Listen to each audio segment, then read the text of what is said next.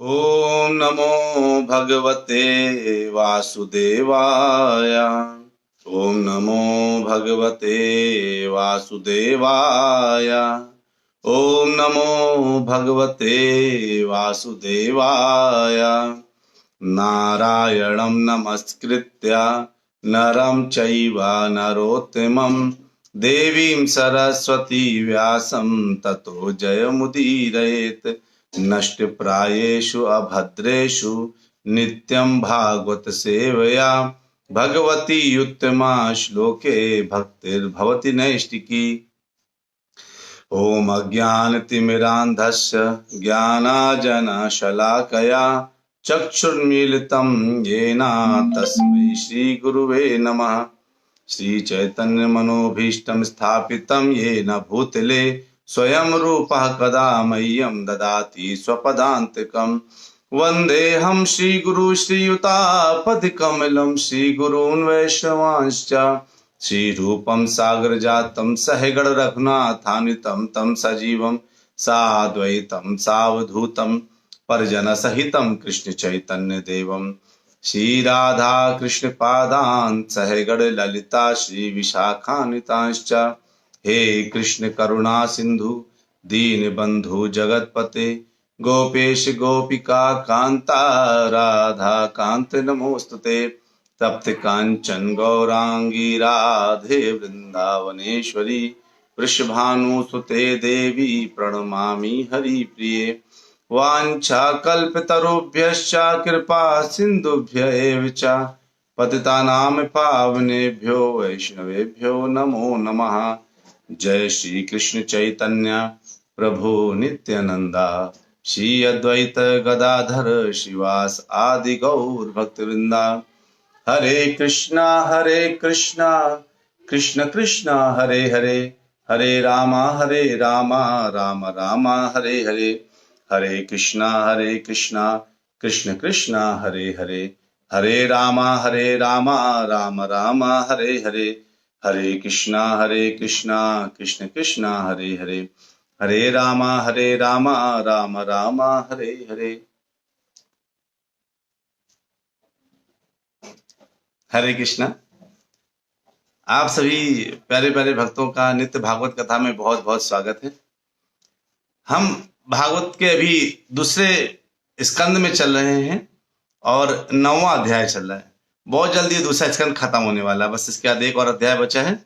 ये स्कंद हमारा खत्म होगा, फिर हम तीसरे स्कंद में आ जाएंगे। ठीक है, तो आज मेरे लिए बहुत उत्तम दिन है क्योंकि हमारे गुरु जी का आज जन्म दिवस है और गुरु जी के जन्म दिवस पर हम सुबह से उनके साथ बने रहे हैं, उनको लाइव देखते रहे हैं, तो बहुत ही आनंद, अंदर से आनंद है। हमारे गुरु जी का नाम आप शायद जानते हो ना जानते हो, इसलिए आज मैंने कमेंट में अपने गुरु का नाम भी लिख दिया है। इनका नाम है हिज होलीनेस राधा गोविंद महाराज। तो वो एक महाभागवत हैं। जब वो कभी भागवत कथा करते हैं तो इतनी उत्तम भागवत कथा करते हैं कि उनकी कथा सुन करके केवल आंखों से अश्रु बहते हैं। उन्हीं से सीख करके उनके जितने शिष्य हैं वो आगे कथा को जो है प्रचारित कर रहे हैं। वो विश्व में प्रसिद्ध हैं अपनी भागवत कथा के लिए। उनसे कभी एक बार किसी ने बोला कि आप कृपया जो है 1 घंटे के अंदर पूरी भागवत को समराइज कर दीजिए, हम चाहते हैं यहाँ पे जितने लोग आए हैं उनको पूरी भागवत समझ में आएगी, पूरी भागवत में क्या कंटेंट लिखा है। उन्होंने अपनी आंख बंद करी और जो है फिर 5 मिनट और फिर आंख ओपन खोल करके उन्होंने पूरे भागवत को जो है 1 घंटे में समराइज किया।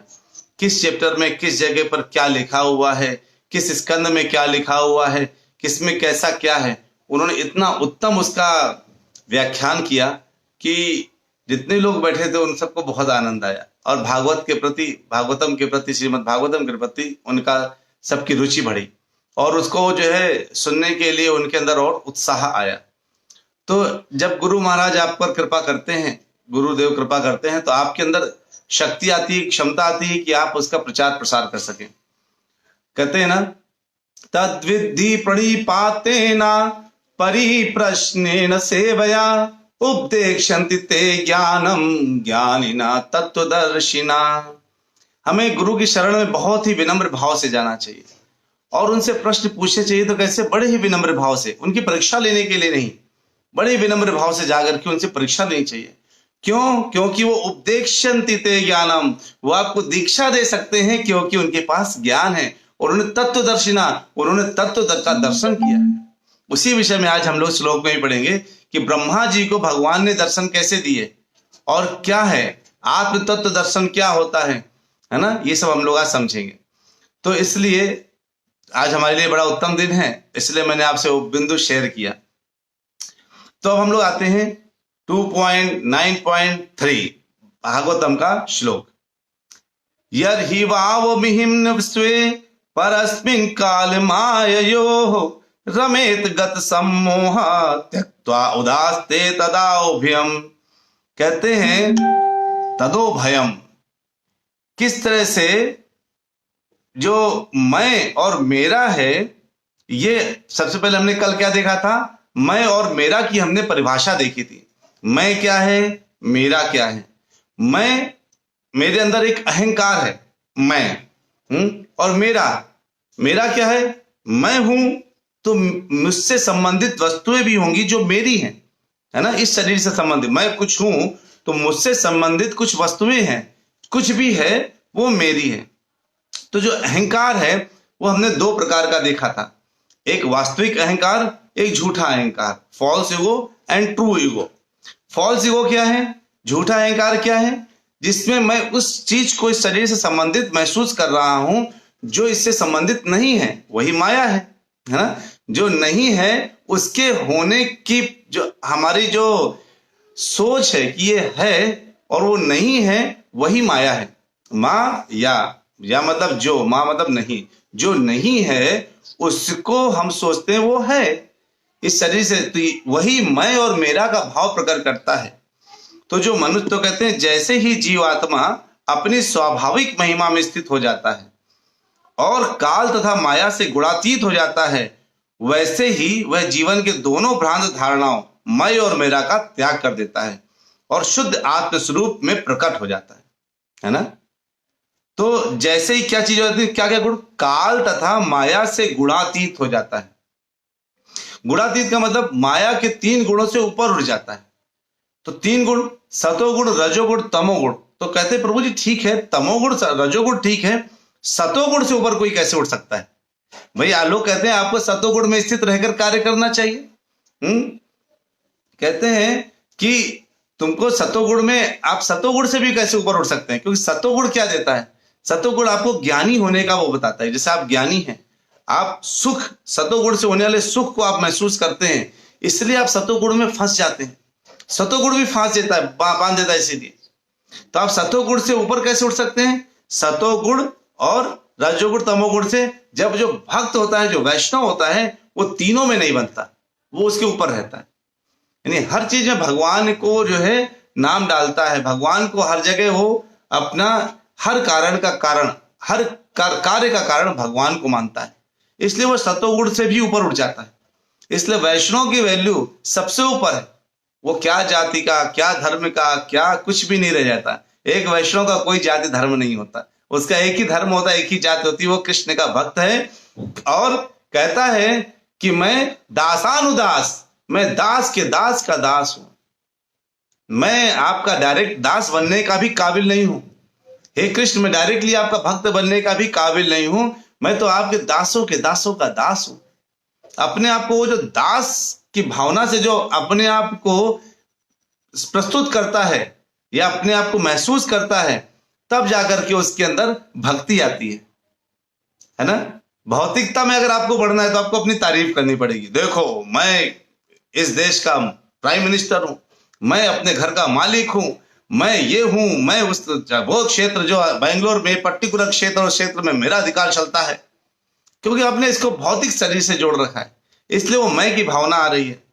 तो कहते हैं मेरा, जो कहते हैं ना, जो जानवर होते हैं, आप कुत्तों को देखिए, कुत्ते जब एक जगह इकट्ठे होते हैं, उधर कोई दूसरा कुत्ता उस गली में आ जाए, कहते हैं अरे मेरे इलाके में कौन आ गया, मेरे इलाके में कौन आ गया। तो जो मेरा की बात है, मेरा खाना है, कौन खा रहा है। अगर आप एक ब्रेड का टुकड़ा एक कुत्ते के सामने डालिए, एक ब्रेड का टुकड़ा दूसरे कुत्ते के सामने डालिए, तो अपना खा रहा होगा, कोई उसके में खाने आ जाए तो मेरा ब्रेड का टुकड़ा तुम क्यों खा रहे हो, और गिर गिर भाव भाव अपना शुरू कर देगा, बातचीत कर देगा अपनी लैंग्वेज में। हम लोग समझ में नहीं आएगा क्या बात करना चाह रहे। लेकिन जो है तो उनके अंदर जो है मेरा की भावना होती है। लेकिन यही भावना इंसान के अंदर आ जाती है जब वो अज्ञानी होता है, क्योंकि जानवर तो अज्ञानी है, वो मैं के अंदर नहीं रहते। जानवर उनको पता नहीं हो मैं कुत्ता हूं ऐसे नहीं महसूस करते वो उनके अंदर मेरा आता है, ये मेरा इलाका है, ये मेरा एरिया है ना। उसमें जो है ये आते हैं। और जो मनुष्य है जो थोड़ा तो ऊंचा है, वो मैं में भी आता है और उसके साथ मेरा भी जुड़ा होता है। मैं ये हूं और मेरा ये है ना। तो मैं और मेरा दोनों से संबंधित है। लेकिन जिस दिन इस मैं की परिभाषा ऐसा आ जाए, मैं भगवान का शाश्वत दास हूं, शाश्वत सनातन दास, जब से सृष्टि होगी तब से पता नहीं। सोचिए, अगर मैं हूं, मेरे पिताजी भी होंगे, मेरे पिताजी के पिताजी भी रहे होंगे, यानी अगर उनको देखिए तो उनके पिताजी भी रहे होंगे और 100 जन्म पहले भी रहे होंगे कोई ना कोई। मतलब अगर आप अपनी सीरीज देखिए, आपको केवल दादाजी तक नाम पता होगा, तो दादाजी प्रकट तो नहीं हुए होंगे, उनका भी जन्म हुआ होगा, उनके पिताजी का भी जन्म हुआ होगा। यानी अगर आज मैं प्रेजेंट हूं तो करोड़ों साल से ये मेरा बीज चलता चला आ रहा होगा, करोड़ों साल से। सोचिए यानी हम हो सकता है हमारे ही कोई दादा परदादा के बहुत और पूर्वज हो सकता है महाभारत के युद्ध में लड़ाई करे हो, क्या पता हम लोग, है ना। पता नहीं कोई सेना बन के मर गया हो, कोई क्या बन के मर गया हो। और उसके पूर्वज में हो सकता है रामचंद्र जी के समय में हम लोग कोई वानर बन के युद्ध करे हो। और पूरे सतयुग और पीछे चले जाइए, सतयुग के ऊपर क्रॉस करते चले जाइए, हो सकता है हम देवताओं की लिस्ट में कहीं ना कहीं रहते हो सकता है हम ही लोग में से कोई कभी इंद्र बना हो, कुछ नहीं पता है। तो ये बीज अगर है, आज मैं हूं तो करोड़ों साल से कोई ना कोई है जिसके वजह से बीज आगे बढ़ता चला जा रहा है और आज हम प्रेजेंट हैं। भगवान कहते हैं ना, आप जो है अगर ओपन करेंगे नया 9.10, मया दक्षेण प्रकृति सूयते सचराचरम हेतु नानेन कौन्तेय जगत्वी परिवर्तते। कहते हैं कि ये जो प्रकृति है वो मेरे अध्यक्षण में ही काम करती है। अब लोगों को लगता है कि प्रकृति सब कुछ स्वामिनी है ना। लोग कहते हैं ना, अरे सब कुछ प्रकृति है, नेचर इज पावरफुल, प्रकृति बहुत पावरफुल है, बिल्कुल, है ना।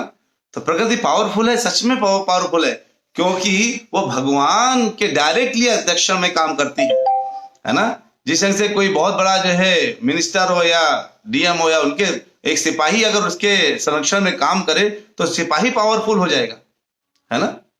तो अगर जो है तो भगवान कहते हैं प्रकृति है मेरे अध्यक्षता में काम करती है, जिससे सारे चर और अचर प्राणी उत्पन्न होते हैं, चलने फिरने वाले और पत्थर और धूल मिट्टी जो भी आप देख रहे हैं, सबका कारण मैं हूं। इसका मतलब भगवान कहते हैं ना, अहम बीज प्रदा पिता, सबका बीज का प्रदाता पिता मैं हूं।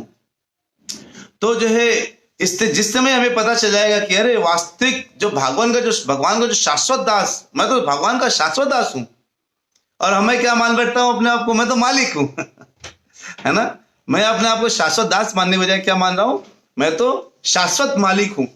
जब से मेरा जन्म हुआ है मैं मालिक हूं, जब से जो है ये सृष्टि बनी है मैं मालिक हूं, है ना। जब से मेरा परिवार शादी हुआ है मैं मालिक हूं। कभी भी अपने आप को किसी भी स्टेज में मालिक फील कर लेते।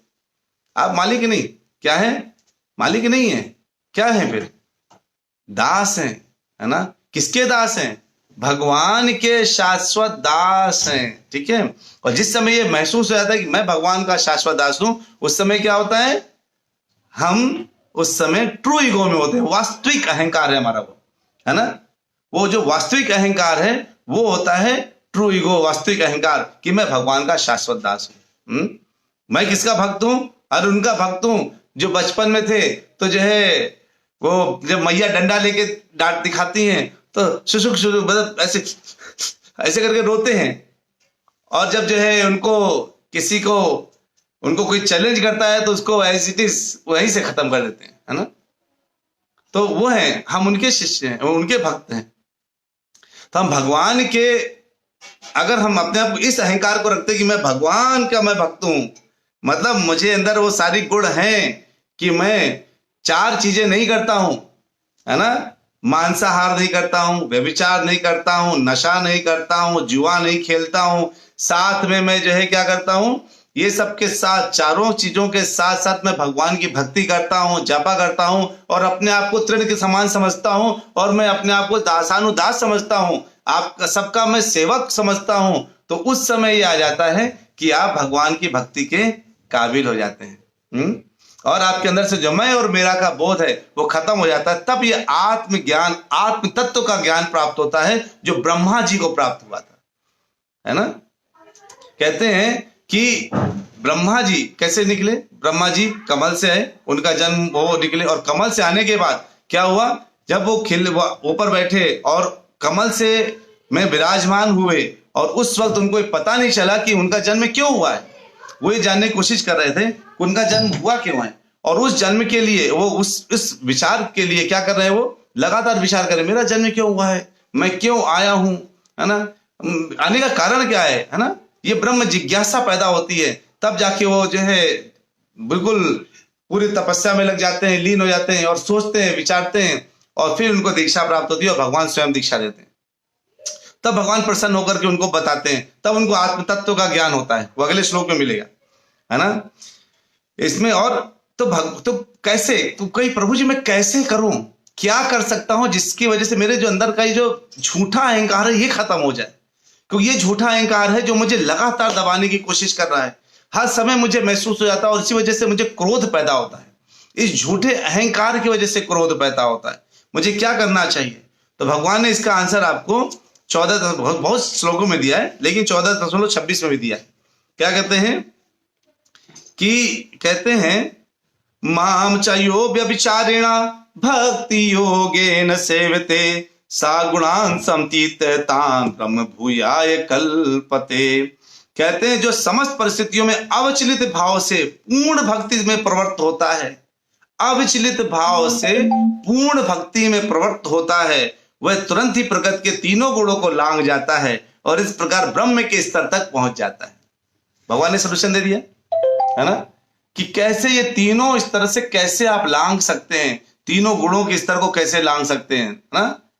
त्रय गुणा समतीतान, जो गुणान है, जितने भगवान के गुण है ना, वो क्या है कि तीनों गुणों से लांघ कैसे जाएंगे आप, जब भगवान की भक्ति को निरंतर करेंगे। और निरंतर भक्ति करने का मैंने कई बार बताया क्या साधन है, कि जब भी कुछ भी करिए, बोल हरि बोल, बोल हरि बोल, पूरे टाइम हरि हरि बोल, बोल हरि बोल, पूरे टाइम क्या करिए, हरि हरि बोलिए, है ना।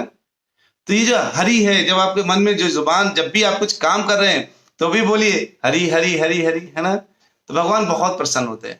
तीसरे से आप लगातार नियमित कार्य कर सकते हैं और अपना काम भी, किचन में खाना भी बना सकते हैं और हरि हरि भी कर सकते हैं, भगवान का नाम ले सकते हैं, कुछ का ऑफिस का काम कर रहे हैं और हरि हरि मन में बोल सकते हैं, कुछ दुख होता है हरि हरि, सुख होता है हरि हरि है ना, कोई कुछ कहता है हरे कृष्णा, तो जो है मन में ये प्रैक्टिस डालना है कि कैसे हरि हरि हरि हरि। एक बार चैतन्य महाप्रभु कहते हैं, भ्रमण कर रहे थे तो प्रचार करते, और चैतन्य महाप्रभु जब कीर्तन करते थे, भजन करते थे, ऐसे पूरा जो है पूरा कीर्तन भजन करते थे, तो जानवर भी और इंसान भी उनके साथ नाचना शुरू कर देते थे और नाचते रहते थे। और जो है जब वो आगे बढ़े तो एक धोबी जो है ऐसे ठा ठा कपड़े धो रहा है, तो धोबी से कहते हैं सुनना भाई एक बार हरि बोल बोल दे, हरि बोल बोल दे। कहता वो धोबी देख नहीं रहा उनकी तरफ, कहता मैं हरि बोल, अरे इतना बिजी हूं मैं, देख रहा मेरे कितने कपड़े पड़े हुए हैं और तुम कह रहे हो कि मैं हरि बोल बोल दूं, अरे बाद में आना भाई, बोल दूंगा बाद में, चलो तुम डिस्टर्ब मत करो मुझे, तो मुझे पता नहीं क्यों बोलने के लिए कह रहे हो। और वो जो है लगातार कपड़े धो रहा है और चैतन्य बाबू अरे भाई एक बार तो बोल दे, एक बार बोल दे, अरे एक बार बोल दे। उसने गुस्से से जो है चैतन्य महाप्रभु देखा बिल्कुल जैसे आज तो खा ही जाएगा, क्योंकि जो है वो जो है लगातार यही कोशिश कर रहा था कि भागे पीछा छूटे, लेकिन वो पीछा ही नहीं छूट रहा था उनका। वो बोले बोल हरि बोल, बोल हरि बोल बोलने में लगे थे। और एक बार जब धोबी ने उनको तब देखा और बोला अच्छा ठीक है बोल देता हूं, देखा और बोला हरि बोल, और उसके बाद जैसे ही हरि बोल बोला और चैतन्य महाप्रभु ने उसको जैसे ही बोला उसको गले लगा लिया, और उसके बाद चैतन्य महाप्रभु आगे बढ़ गए और कहता हरि बोल हरि बोल हरि बोल हरि बोल। सब भूल गया क्या कपड़े, सबके पागल हो गया, सारे जो बाकी धोबी थे वो पागल हो गए, वो कहते पागल हो गया। तो उसको बोलने गए अरे भाई तुम्हें क्या हो रहा है, उसको जैसे ही छू ले तो दूसरा इंसान जो छू ले दूसरा धोबी कहता हरि बोल हरि बोल हरि बोल तो जो आता जा रहा था उसको छूता जा रहा था और बाकी को जो छू रहे थे, तो जैसे करंट का प्रवाह होता है ना, वैसे भक्ति का प्रवाह इतना स्पीड से हो रहा था, हरि बोल हरि बोल, और पता चला देखते देखते पूरा गांव क्या कर रहा है, हरि बोल हरि बोल। ये हो रहा था।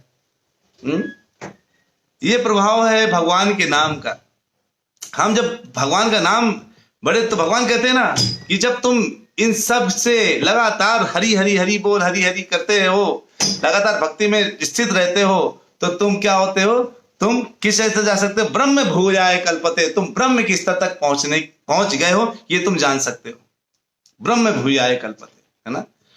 फिर जो है इसमें अगले श्लोक में, चौथे श्लोक में बोलते हैं कि आत्म तत्व विशुद्धि अर्थम यत आह भगवान ऋतम ब्रह्मणे दर्शयन रूपन अव्यलीक्य व्रत आहृतः। कहते हे राजन, भगवान ने ब्रह्मा जी की भक्ति योग की निष्कपट तपस्या से अत्यंत प्रसन्न होकर क्या किया, उनके समक्ष अपना शाश्वत दिव्य रूप प्रकट किया, और बद्ध जीव की शुद्धि के लिए यही परम लक्ष्य भी है ना। क्या दिव्य शाश्वत, क्या जो है लक्ष्य प्रकट किया, दिव्य शाश्वत लक्ष्य प्रकट, अपना जो है दर्शन दिया उन्होंने।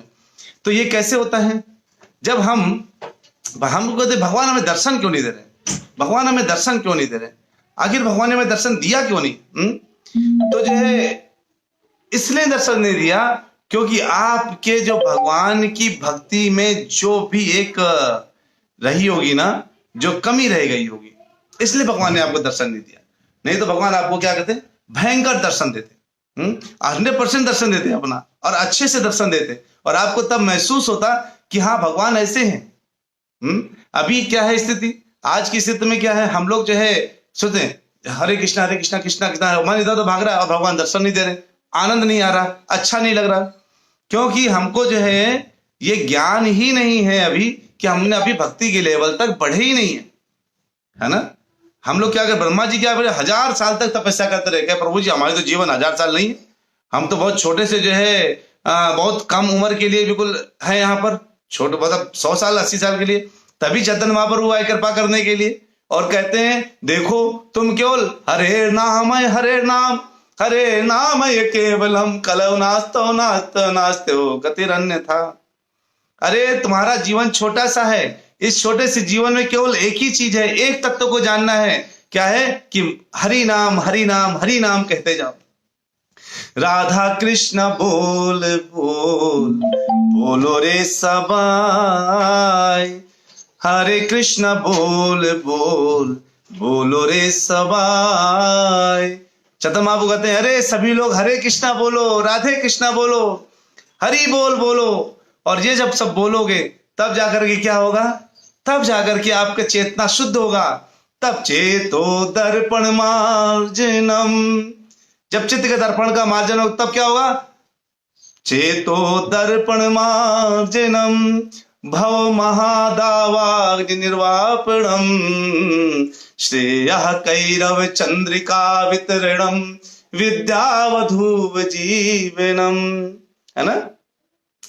प्रकाशित हो जाएगा आपका चेतना, जब चेतना शुद्ध होती है तो हृदय प्रकाशित हो जाता है, और कहते हैं जब 9 द्वार के सारे द्वार प्रकाशमान हो जाएं तब जाकर के भगवान, हर जगह हमें भगवान नजर आते हैं, तो सारे द्वार कैसे प्रकाशित होंगे, जब शुद्ध दिखाएंगे, शुद्ध बोलेंगे, शुद्धता से रहेंगे, हर तरह से जो है आप रहेंगे, तब क्या होगा, तब आके भगवान आपको जब शुद्ध हो जाएंगे, पूर्ण रूपेण शुद्ध हो जाएंगे, विशुद्ध हो जाएंगे, विशेष प्रकार से शुद्ध हो जाएंगे, तब जाकर के भगवान आपको दर्शन देते हैं।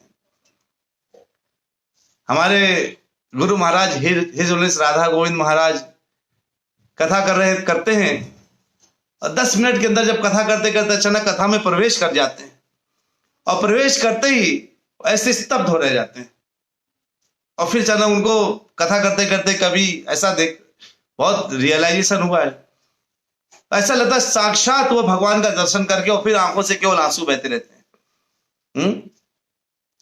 आंखों से आंसू दो तरीके से होते हैं, एक होता है कि भक्ति भाव से आंखों से आंसू बहना, एक होता है प्रदर्शन के लिए आंखों से आंसू बहना।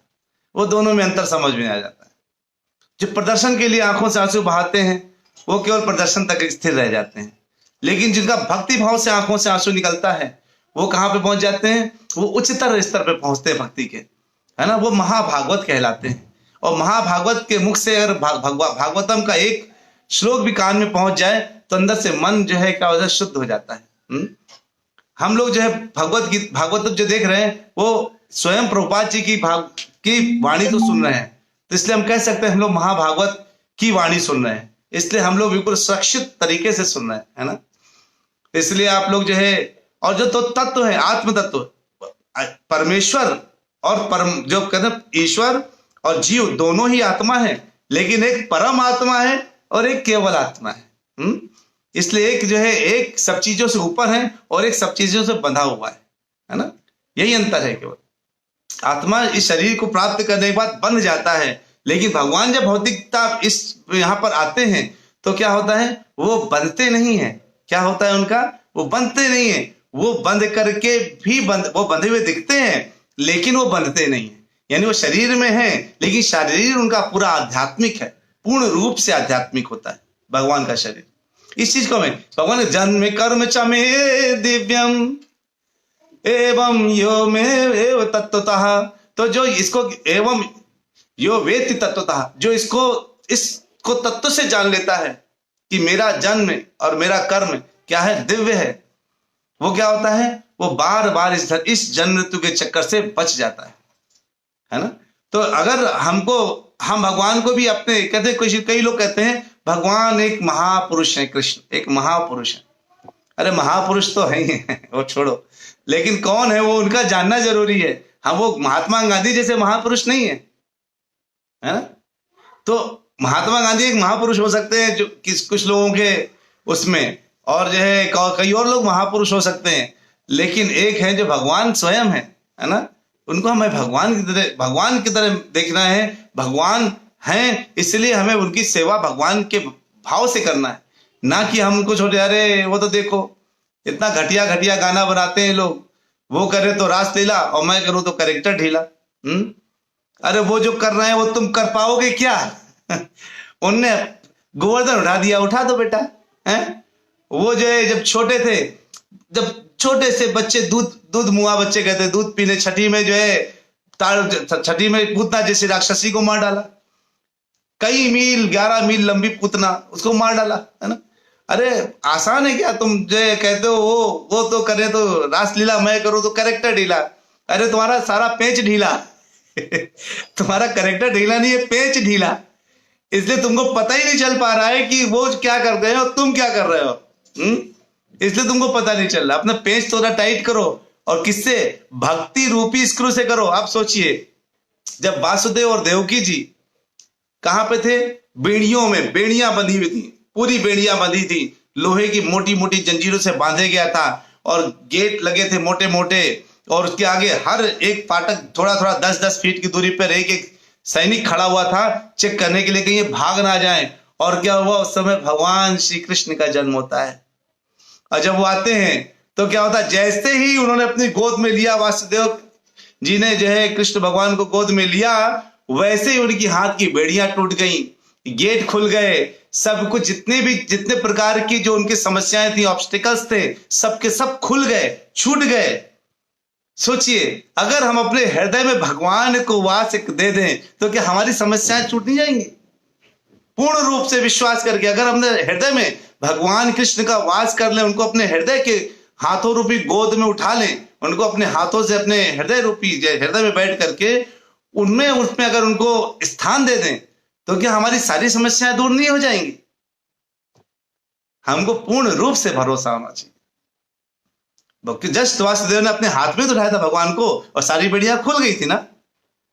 हमको यह भरोसा है क्या कि अगर भगवान का नाम एक बार कृष्ण कृष्णा एक बार पूरे हृदय से लेंगे, और उसके बाद अगर हमें कोई समस्या भी दिख रही, अरे मुझे तो नौकरी से निकाल दिया गया, मेरा बिजनेस डूब गया, ये चला गया, वो छोड़ दिया, अरे ये निकल गया, ये जो भी गड़बड़ उल्टा सीधा हो रहा है, हम ये मान लें ये सब भगवान की इच्छा से हो रहा है, भगवान ने पक्का कुछ और सोचा है मेरे लिए।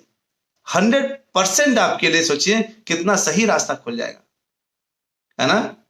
तो अगर भगवान ने जो है वासुदेव जी की जो है पूरी बेड़ियां खोल दी, उनको जो है मुक्त कर दिया, केवल हाथ में आते, तो अगर हम अपने हृदय में भगवान का नाम स्थापित कर लें तो क्या होगा, हमारी भी सारी समस्याएं, सारी इश्यूज, जितने भी चीजें हैं, सबसे बेड़ियां खुल जाएंगी। हम माया के चंगुल से छूट जाएंगे और जो मैं और मेरा का जो अहंकार मन में है वो धुल जाएगा। और क्या निकलेगा, शुद्ध चेतना के साथ एक शुद्ध जीव बाहर आएगा। और तब हमारे लिए कौन आएगा, सीधे गोलोक जाने के लिए फ्लाइट आएगी। यानी कि जो हमने पढ़ा था ना, इतने नरकों से घूमते घूमते जा रहे हैं, हमें वहां नहीं जाना पड़ेगा। बहुत बहुत धन्यवाद आप सभी लोगों का। आप सभी बहुत उत्तम भक्त हैं, इसलिए आपके चरणों मेरा नमन है। और मुझे ऐसे ही आप लोग ब्लेसिंग्स देते रहिए, आशीर्वाद देते रहिए, ताकि मैं अपने गुरु महाराज के शब्दों को, प्रभुपाद जी के शब्दों को, भगवान नाम के प्रचार को जितना हो सके उतना प्रचार कर सकें। और जो है किसी तरीके से ऐसा हो कि हम सब मिलकर के परिवार जो ये जो बन रहा है इस समय, जो पूरा परिवार गौ गोविंद का परिवार है, इस परिवार में जो है एक से एक बिल्कुल प्रचारक जन्म ले और हम सब प्रीच करें आगे, है ना। तो बहुत बहुत धन्यवाद आप सभी लोगों का। कोई प्रश्न है तो आप लोग पूछ सकते हैं, नहीं तो हम लोग जो है ब्रेक ले लेते हैं। और आपके प्रश्न अगर आज आ भी गए तो हम उसको कल आंसर कर देंगे, ठीक है। चलिए, वांछा कल्पतरुभ्यश्च कृपा सिंधुभ्यैव च पतितानां पावनेभ्यो वैष्णवेभ्यो नमो नमः। हरे कृष्ण महामंत्र साथ ब्रेक लेंगे। हरे कृष्णा कृष्ण कृष्ण हरे हरे, हरे रामा राम राम हरे हरे। हरि बोल, हरे कृष्णा।